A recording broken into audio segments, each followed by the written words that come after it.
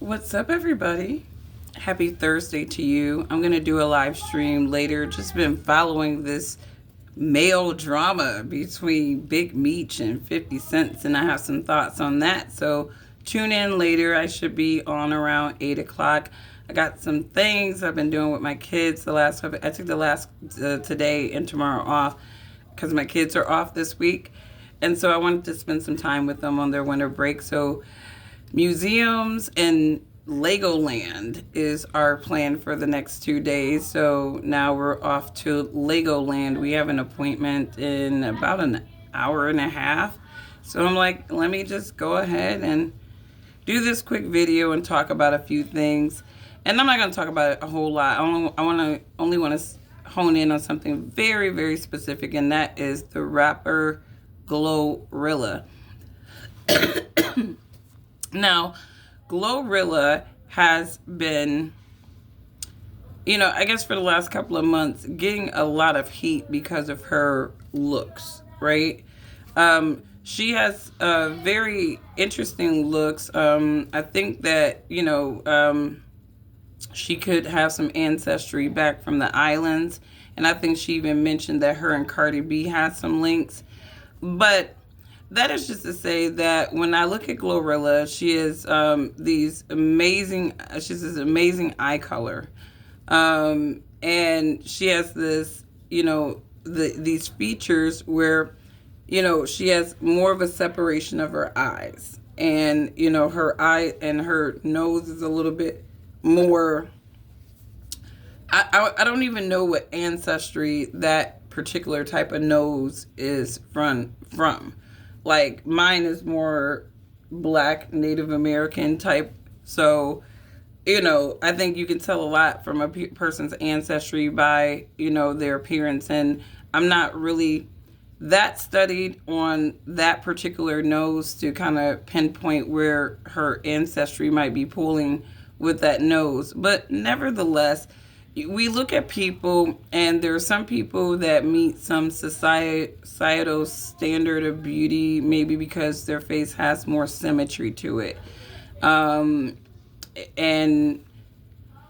there are some people, they have more like what I would consider complicated, facial features, where the nose may be more prominent out, or, protruded, or more out, or they may have eyes that are bigger, but maybe they're closer, or maybe they have big eyes that are more scattered.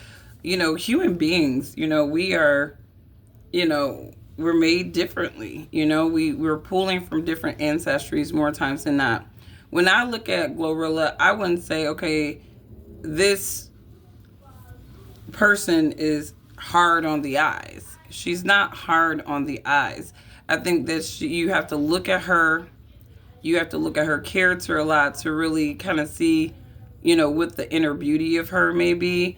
And I've always looked at Glorilla as being more one of the more humbler female rappers. I think the industry is trying to turn her into a sex symbol that she's just not going to be, unless they put her under the knife, and give her the Cardi B treatment. Glorilla, if she's going to stay true to herself, she's never going to be really that idea of a sex symbol that, the industry may want her to be. I honestly, when she first came out, and she came out around all that crazy transgender, hype and acceptance and all that stuff. So I really thought that Glorilla was a transgender rapper. That they were just kind of pulling the wool over her eyes and just sticking her in the female rap space. I thought she was more like a Saucy Santana, but more on a trans side. At least Saucy Santana will say, I'm a boy that, operates like a female. Still weird, obviously there was something that happened in that person's life that, got him that confused. But, probably grandmother or mother that let him dress like females and act like females early on, and so it was normalized for that, for Saucy Santana likely. So he never got a chance to really understand what full masculinity was, in my opinion. More times than not, when you have a young boy who's raised dominantly by females and they're allowing him to embrace their feminine energies and practices, obviously you get a saucy Santana. But off that, I think that, the criticism of this woman's face is just, it's wicked at best.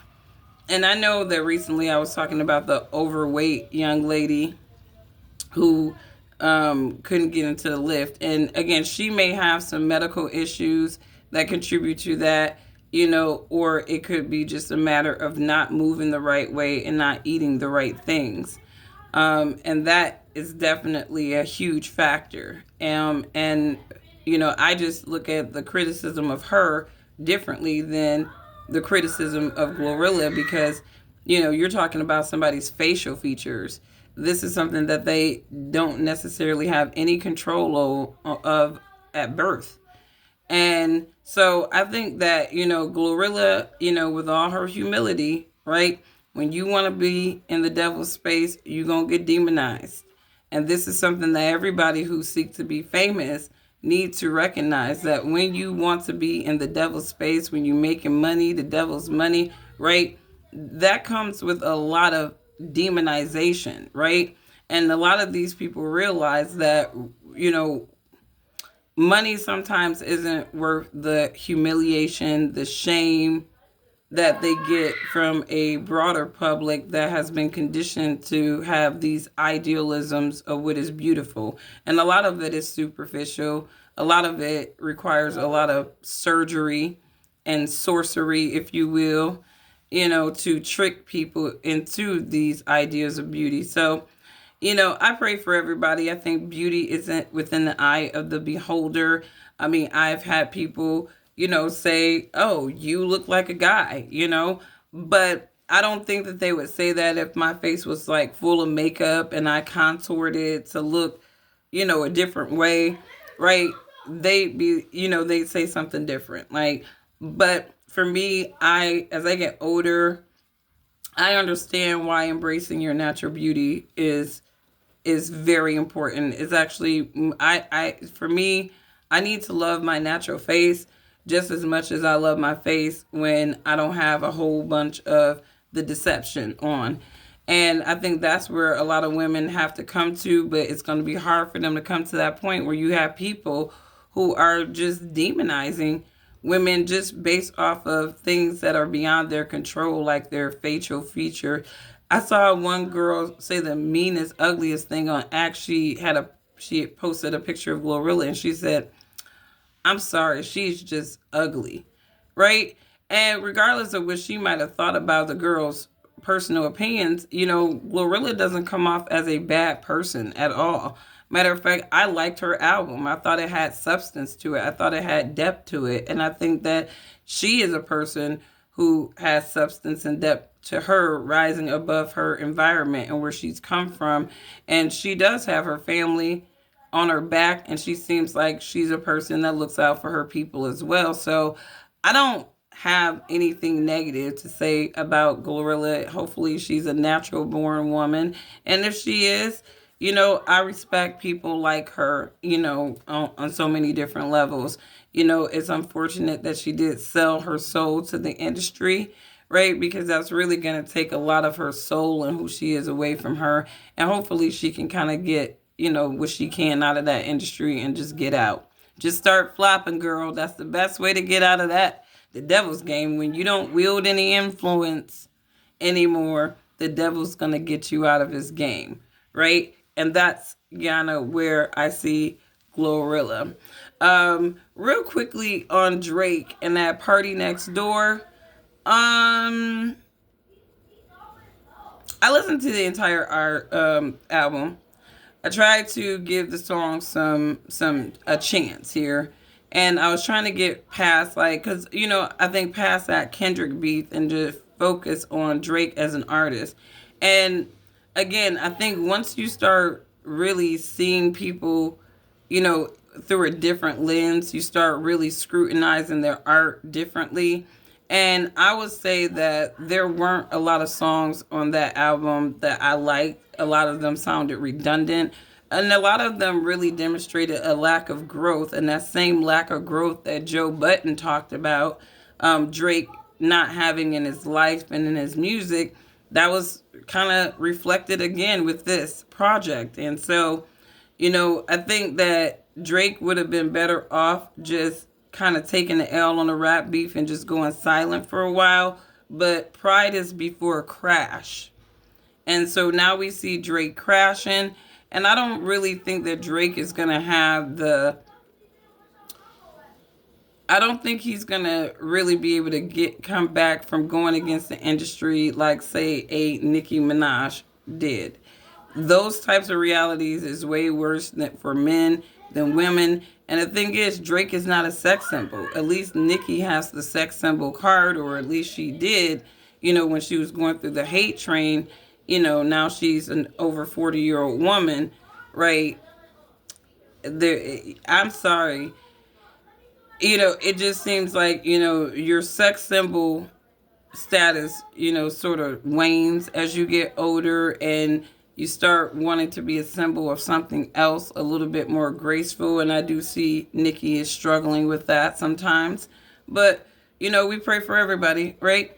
But I don't think Drake is going to have the same type of resurgence as Nicki, because, again, you're talking about Kendrick successfully turned cultures of people against him, right? And so Drake, he's going to still stand because, again, he has this Jewish contingency, and they're going to kind of make sure he stays successful in that dominantly black space for a variety of different reasons. So I don't think that Drake is going to just go away. I just don't think that he's going to still need that industry push to make the public believe that he is as hot as they have made us believe that he is, without all of that manipulation that he himself helped reveal during his lawsuits with UMG, and even when Spotify was in the mix as well. So he revealed the lack of integrity when it comes to streaming and numbers, and I think artists have been complaining about this for years, but obviously you need a big name like Drake, who has a lot of influence, to really put it out there. So, I think that this is one of those things that Drake is like, if you're going to take me out of the game, I'm going out blazing, and maybe it won't be a blaze of glory, but at least I'll have the right ideas in the public's mind. So any other artist that you prop, any type of artificial propping that you do with these artists, at least the public is going to be aware that this might be somebody who's being propped, right? Lots of manipulation. A lot of people believe that Jay-Z paid for Beyonce's Grammy. I can believe that on so many different levels, because why would the Academy, of all the albums that Beyonce has dropped, why that one? And I mean, I would love to know what the rationality of that was. But anyways, you guys, let me know what you think. Again, beauty is within the eye of the beholder, right? What one person thinks is beautiful, another person may not. But at the same time, I believe that we reveal the beautiful person that we are within when we're not out here just saying ugly things to other people about things that they cannot control. Like, even with that Dank DeMoss, it's like, I tried not to be overly insulting to the woman, but I just tried to paint the realities of her situation. And even just, with her lyrics and the way that she presents herself, it gets a little bit more complicating for people to be kind when you're almost trolling your imperfections onto people in a way. But let me know what you all think about this. Do you think people are just being just mean? Do you think that Glorilla is, aside from the outward appearance, do you think that Glorilla is really kind of a decent person in the game?